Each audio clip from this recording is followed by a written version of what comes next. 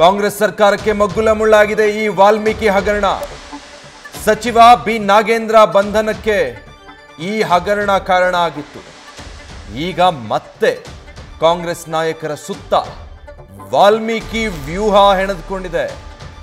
ಬಳ್ಳಾರಿ ಕಾಂಗ್ರೆಸ್ ನಾಯಕರ ಮನೆಯಲ್ಲಿ ಇಡಿ ಬೆಳಗ್ಗೆಯಿಂದಾನೇ ತಲಾಶ್ ಆರಂಭಿಸಿದೆ. ವಾಲ್ಮೀಕಿ ನಿಗಮದ ಬಹುಕೋಟಿ ಭ್ರಷ್ಟಾಚಾರದ ಆರೋಪ ಏನಿದೆ, ಆ ಕೇಸ್ಗೆ ಸಂಬಂಧಪಟ್ಟ ಹಾಗೆ ಅಕ್ರಮ ಹಣವನ್ನು ಚುನಾವಣೆಗೆ ಬಳಸಿಕೊಂಡಿದ್ದಾರೆ ಅನ್ನೋದು ಆರೋಪ. ಚುನಾವಣೆಗೆ ಬಳಸಿಕೊಂಡಿರುವಂತಹ ಆರೋಪದ ಅಡಿ ಈ ಇಡಿ ರೈಡ್ ನಡೆದಿರೋದು. ಚುನಾವಣೆಗೆ ಬಳಸಿಕೊಳ್ಳೋದು ಅಂದ್ರೆ ಏನು? ಒಂದು ಓಟ್ಗೆ ಇಷ್ಟು ಅಂತ ಮತದಾರರನ್ನ ಖರೀದಿ ಮಾಡೋದಕ್ಕೆ ರಾಜಕಾರಣಿಗಳು ದುಡ್ಡು ಹಂಚ್ತಾರಲ್ಲ, ಪಕ್ಷಗಳು ಕಾರ್ಯಕರ್ತರು ದುಡ್ಡು ಹಂಚ್ತಾರಲ್ಲ, ಅದಕ್ಕೆ ಬಳಕೆ ಮಾಡ್ಕೊಂಡಿರೋದು ಈ ಹಣನ ಅಂತ. ವಾಲ್ಮೀಕಿ ಸಮಾಜದ ಅಭಿವೃದ್ಧಿಗೆ ಅಂತ ಇಟ್ಟಿದ್ದ 100 ಕೋಟಿ ರೂಪಾಯಿ ಹಣ, ಅದನ್ನು ಅಕ್ರಮವಾಗಿ ಟ್ರಾನ್ಸ್ಫರ್ ಮಾಡಿ ವಿತ್ಡ್ರಾ ಮಾಡಿಕೊಂಡು ಮತ್ತೆ ಬಳ್ಳಾರಿ ಕ್ಷೇತ್ರದ ಜನರಿಗೆ, ಮತದಾರರಿಗೆ ಹಂಚಿರೋದು. ಒಂದು ಓಟಿಗೆ 2,000, 5,000 ಈ ತರ ಹಂಚೋದಕ್ಕೆ ನಿಗಮದ ಹಣ ಲಪಟಾಯಿಸಿದ್ದಾರೆ. ಜನರಿಗೆ ದುಡ್ಡು ಕೊಟ್ಟು ಓಟ್ ಹಾಕಿಸ್ಕೊಂಡು ಚುನಾವಣೆಯಲ್ಲಿ ಗೆದ್ದು ಬಂದಿದ್ದಾರೆ. ಚುನಾವಣೆಗಳಲ್ಲಿ ದುಡ್ಡು ಹಂಚೋದು ಹೊಸದೇನಲ್ಲ, ನಮ್ಮ ಜನರಿಗೆ ಗೊತ್ತಿಲ್ಲದೆ ಇರೋದು ಏನಲ್ಲ. ಚುನಾವಣೆ ಅಂದಮೇಲೆ ದುಡ್ಡು ಹರಿದಾಡುತ್ತೆ, ಚುನಾವಣೆಗಳು ನಡೆಯೋದೇ ಹಾಗೆ. ಆದರೆ ಇದು ರಾಜ್ಯದ ರಾಜಕಾರಣದ ಇತಿಹಾಸದಲ್ಲಿ ಮೊದಲು ಅಂತ ಬಿಜೆಪಿ ನಾಯಕರು ಇದನ್ನು ವ್ಯಾಖ್ಯಾನಿಸ್ತಾರೆ. ಯಾಕಂದ್ರೆ ಒಂದು ನಿಗಮ, ಅಭಿವೃದ್ಧಿ ನಿಗಮದ 187 ಕೋಟಿ ರೂಪಾಯಿ ದುಡ್ಡು ಹೊಡೆದು ಅದರಲ್ಲಿ 97 ಕೋಟಿ ರೂಪಾಯಿ ಡ್ರಾ ಮಾಡಿ ಅದರಲ್ಲಿ 12ರಿಂದ 20 ಕೋಟಿ ಚುನಾವಣೆಗೆ ಖರ್ಚು ಮಾಡಿದ್ದಾರೆ ಅನ್ನೋದು ಆರೋಪ ಕೇಳಿಬರ್ತಾ ಇರೋದು. ವಾಲ್ಮೀಕಿ ಅಭಿವೃದ್ಧಿ ನಿಗಮದ ಹಣವನ್ನು ತಗೊಂಡು ಬಂದು ಸಂಸದ ಇ ತುಕಾರಾಮ್ರನ್ನ ಚುನಾವಣೆಯಲ್ಲಿ ಗೆಲ್ಲಿಸೋದಕ್ಕೆ ಕಾಂಗ್ರೆಸ್ ನಾಯಕರು ಆ ದುಡ್ಡನ್ನು ಸುರಿದಿದ್ದಾರೆ. ಇದೆಲ್ಲ ಪ್ಲಾನ್ ಮಾಡಿದ್ದು ಬಿ ನಾಗೇಂದ್ರ ಯಾವ ರೀತಿ ಇನ್ಸ್ಟ್ರಕ್ಷನ್ ಕೊಟ್ಟಿದ್ದಾರೋ ಆ ರೀತಿ ಹಣ ವಿತ್ಡ್ರಾ ಆಗಿದೆ, ಟ್ರಾನ್ಸ್ಫರ್ ಆಗಿದೆ. ಈ ನಾಯಕರುಗಳಿಗೆಲ್ಲ ಅದು ಡಿಸ್ಟ್ರಿಬ್ಯೂಟ್ ಆಗಿದೆ. ಅದಾದ್ಮೇಲೆ ಲೋಕಸಭಾ ಚುನಾವಣೆಗೆ ಬಳ್ಳಾರಿಯಲ್ಲಿ ಈ ದುಡ್ಡನ್ನು ಹಂಚಿಕೆ ಮಾಡಿಕೊಂಡು ಇ ತುಕಾರಾಮ್ ಚುನಾವಣೆಯಲ್ಲಿ ಗೆದ್ದಿದ್ದಾರೆ. ಬಳ್ಳಾರಿಯಲ್ಲಿ ನನ್ನ ಸೋಲಾಗೋದಕ್ಕೆ ಇದೇ ಕಾರಣ ಅಂತ ಶ್ರೀರಾಮುಲು ಅವರು ಇದಕ್ಕೆ ಸಂಬಂಧಪಟ್ಟ ಹಾಗೆ ಗಂಭೀರ ಆರೋಪ ಹಿಂದೆಯಿಂದನೂ ಮಾಡ್ತಾ ಬಂದಿದ್ದಾರೆ. ಜನಾರ್ದನ್ ರೆಡ್ಡಿ ಈ ಬಗ್ಗೆ ಮಾತಾಡಿದ್ರು. ಹಲವು ಬಿಜೆಪಿ ನಾಯಕರು ಇದಕ್ಕೆ ಸಂಬಂಧಪಟ್ಟ ಹಾಗೆ ಆರೋಪಗಳನ್ನು ಮಾಡಿದ್ರು.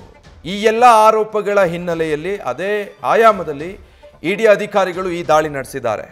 ಈಗ ಕಾಂಗ್ರೆಸ್ ಸರ್ಕಾರಕ್ಕೆ ಒಂದು ರೀತಿ ಮಗ್ಗುಲ ಮುಳ್ಳಾಗಿ ಪರಿಣಮಿಸ್ತಾ ಇದೆ ವಾಲ್ಮೀಕಿ ನಿಗಮದಲ್ಲಿ ನಡೆದಿರುವಂತಹ ಈ ಅಕ್ರಮ, ಇಡಿ ಅಧಿಕಾರಿಗಳು ನಡೆಸ್ತಾ ಇರುವಂತಹ ತನಿಖೆ ಎಲ್ಲವೂ ಕೂಡ. ಯಾಕಂದ್ರೆ ಕಾಂಗ್ರೆಸ್ ನಾಯಕರು ಹೇಳ್ತಾ ಇದ್ರು ಇದೆಲ್ಲ ಆರೋಪ, ಸರ್ಕಾರ ಕ್ಲೀನ್ ಆಗಿದೆ ಅಂತ ಹೇಳೋದಕ್ಕೆ, ಅದನ್ನು ಸಾಬೀತುಪಡಿಸೋದಕ್ಕೆ ನಾವು ಬಿ ನಾಗೇಂದ್ರ ರಾಜೀನಾಮೆ ಪಡೆದಿದ್ದೀವಿ.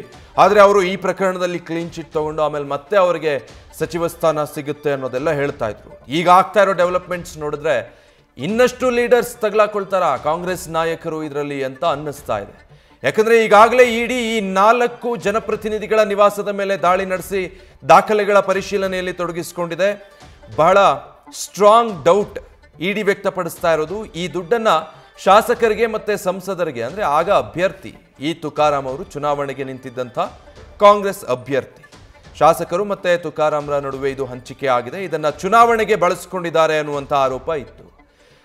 ರಾಜ್ಯದಲ್ಲಿ ಗ್ಯಾರಂಟಿಗಳನ್ನು ಘೋಷಣೆ ಮಾಡಿ ಅದರಂತೆ ಸರ್ಕಾರ ಅಧಿಕಾರಕ್ಕೆ ಬಂದ ನಂತರ, ಕಾಂಗ್ರೆಸ್ ಅಧಿಕಾರಕ್ಕೆ ಬಂದ ನಂತರ ಮೊದಲು ಸ್ಫೋಟಗೊಂಡಂತಹ ಹಗರಣ ಅಂದ್ರೆ, ದೊಡ್ಡ ಮಟ್ಟದಲ್ಲಿ ಸಂಚಲನ ಸೃಷ್ಟಿ ಮಾಡಿದ್ದಂತಹ ಹಗರಣ ಅಂದ್ರೆ ಅದು ವಾಲ್ಮೀಕಿ ಅಭಿವೃದ್ಧಿ ನಿಗಮದಲ್ಲಿ ನಡೆದಿದ್ದಂತಹ ಈ ಬ್ರಹ್ಮಾಂಡ ಅಕ್ರಮ ಏನಿತ್ತು, ಈ ಬೆಳಕಿಗೆ ಬರ್ತಿದ್ದ ಹಾಗೆ ದೊಡ್ಡ ರಾಜಕೀಯ ಸಂಚಲನ ಸೃಷ್ಟಿಯಾಗಿತ್ತು.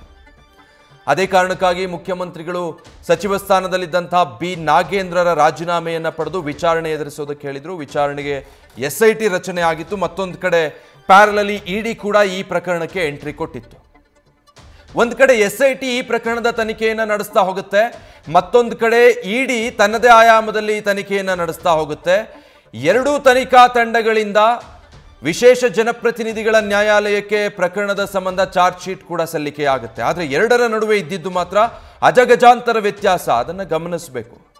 ಇಡಿ ಸಲ್ಲಿಕೆ ಮಾಡಿದ್ದ ಚಾರ್ಜ್ ಶೀಟ್ಗೂ ಮತ್ತೊಂದು ಕಡೆ SIT ಇಂದ ಸಲ್ಲಿಕೆ ಆಗಿದ್ದಂಥ ಚಾರ್ಜ್ ಶೀಟು, ಅದರಲ್ಲಿದ್ದಂಥ ಅಂಶಗಳು, ಆ ದೋಷಾರೋಪಣ ಪಟ್ಟಿ, ಅದರಲ್ಲಿದ್ದಂಥ ಅಂಶಗಳಿಗೆ ಅಜಗಜಾಂತರ ವ್ಯತ್ಯಾಸ ಇತ್ತು. ಇದೆಲ್ಲ ನಡೆದಿರೋದು ಬಿ ನಾಗೇಂದ್ರ ನೇತೃತ್ವದಲ್ಲಿ. ಬಿ ನಾಗೇಂದ್ರನೇ ಇದರ ಮಾಸ್ಟರ್ ಮೈಂಡ್. ಅದಾದ್ಮೇಲೆ ಇದರ ಪಾಲು ಉಳಿದ ಎಲ್ರಿಗೂ ಕೂಡ ಹಂಚಿಕೆಯಾಗಿದೆ ಅನ್ನುವಂಥದ್ದನ್ನ ಚಾರ್ಜ್ ಶೀಟ್ನಲ್ಲಿ ಇಡಿ ಅಧಿಕಾರಿಗಳು ಉಲ್ಲೇಖ ಮಾಡಿದ್ರು. ಜೊತೆಗೆ ಬಿ ನಾಗೇಂದ್ರ ಸೇರಿದ ಹಾಗೆ ಒಟ್ಟು 5 ವಿರುದ್ಧ ಚಾರ್ಜ್ ಶೀಟ್ ದೋಷಾರೋಪಣಾ ಪಟ್ಟಿಯನ್ನ ಸಲ್ಲಿಕೆ ಮಾಡಿದ್ರು. ಅದಾದ ಮೇಲೆ ತನಿಖೆ ಹಾಗೆ ಮುಂದುವರಿತಾ ಸಾಗಿತ್ತು.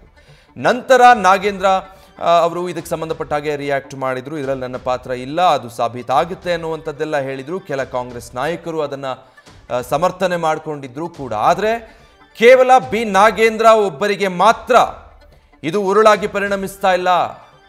ಅಥವಾ ಈಗ ಯಾರ ಮೇಲೆಲ್ಲ ಇಡಿ ದಾಳಿ ನಡೆದಿದೆ, ಸಂಸದ ಇ ತುಕಾರಾಂ, ಶಾಸಕ ಕಂಪ್ಲಿ ಗಣೇಶ್, ಶ್ರೀನಿವಾಸ್ ಮತ್ತೆ ಭರತ್ ರೆಡ್ಡಿ, ಈ ಬಳ್ಳಾರಿ ಭಾಗದ ಕಾಂಗ್ರೆಸ್ ನಾಯಕರಿಗೆ ಮಾತ್ರ ಇದು ಮುಳುವಾಗಿ ಪರಿಣಮಿಸೋದಿಲ್ಲ. ಸರ್ಕಾರದ ಪಾಲಿಗೆ ಈ ಪ್ರಕರಣ ಮಗ್ಗುಲ ಮುಳ್ಳಾಗೋದ್ರಲ್ಲಿ ಯಾವುದೇ ಡೌಟ್ ಇಟ್ಕೊಳ್ಬೇಕಾಗಿಲ್ಲ ಅಂತ ಅನ್ಸುತ್ತೆ. ಯಾಕಂದ್ರೆ ಈ ಹಗರಣ ಬೆಳಕಿಗೆ ಬಂದ ಮೊದಲ ದಿನದಿಂದ ಇಲ್ಲಿವರೆಗೂ ಕೂಡ ಅದು ನಡೆದುಕೊಂಡು ಬರ್ತಾ ಇರುವಂತಹ ರೀತಿ ಆಗಿದೆ. ಮೊದಲಿಗೆ ಏನು ನಡೆದೇ ಇಲ್ಲ ಅಂತಿತ್ತು, ಅದಾದ್ಮೇಲೆ ಯಾವಾಗ 187 ಕೋಟಿ ರೂಪಾಯಿ ಟ್ರಾನ್ಸ್ಫರ್ ಆಗಿದೆ, ಅದರಲ್ಲಿ 90ಕ್ಕೂ ಅಧಿಕ ಕೋಟಿ ವಿತ್ಡ್ರಾ ಆಗಿದೆ ಅನ್ನೋದು ಗೊತ್ತಾಗುತ್ತೆ. ಅದರ ಜವಾಬ್ದಾರಿ ಹೊತ್ತಿದ್ದಂಥ ಬಿ ನಾಗೇಂದ್ರರ ತಲೆದಂಡ ಆಗುತ್ತೆ. ಮೊದಲಿಗೆ ಸಚಿವ ಸ್ಥಾನದಿಂದ ನಾಗೇಂದ್ರರ ರಾಜೀನಾಮೆ ಪಡ್ಕೊಳ್ಳಾಗುತ್ತೆ. ಅದಾದ್ಮೇಲೆ ನಾಗೇಂದ್ರ ವಿಚಾರಣೆಯನ್ನು ಎದುರಿಸಿ ಅರೆಸ್ಟ್ ಆಗಬೇಕಾಗತ್ತೆ. ಅದಾದ ನಂತರ ಇಡಿ ಅಧಿಕಾರಿಗಳು ನಾಗೇಂದ್ರ ಅವರ ಮನೆ ಮತ್ತೆ ಕಚೇರಿ ಮೇಲೂ ಕೂಡ ದಾಳಿ ನಡೆಸಿ ಪರಿಶೀಲನೆ ಮಾಡಿ ಚಾರ್ಜ್ ಶೀಟ್ ಸಲ್ಲಿಕೆ ಮಾಡಿರ್ತಾರೆ. ಆ ಚಾರ್ಜ್ ಶೀಟ್ನಲ್ಲಿ ನಾಗೇಂದ್ರನೇ ಸಂಪೂರ್ಣ ಇದೆಲ್ಲದಕ್ಕೂ ಕಾರಣ, ಅವರ ನೇತೃತ್ವದಲ್ಲೇ ಉಳಿದ ನಾಯಕರೆಲ್ಲ ಸೇರ್ಕೊಂಡು ಈ ಹಗರಣದಲ್ಲಿ ಭಾಗಿಯಾಗಿದ್ದಾರೆ, ನಿಗಮದ ಹಣ ಎಲ್ಲರಿಗೂ ಹಂಚಿಕೆಯಾಗಿದೆ, ಮತ್ತೆ ಅದು ಎಲ್ಲಿ ಹೋಗಿದೆ ಅಂದ್ರೆ ಲೋಕಸಭಾ ಚುನಾವಣೆಗೆ ಬಳಕೆ ಮಾಡಿಕೊಂಡಿದ್ದಾರೆ ಅನ್ನುವಂಥ ಆರೋಪ. ಅದೇ ವಿಚಾರವಾಗಿ ಇಡಿ ಇವತ್ತು ಈ ದಾಳಿಗಳನ್ನು ನಡೆಸಿದೆ. ನ್ಯೂಸ್ ಫಸ್ಟ್ ನಿರ್ಭೀತಿಯಿಂದ ನಿಮ್ಮ ಪರವಾಗಿ.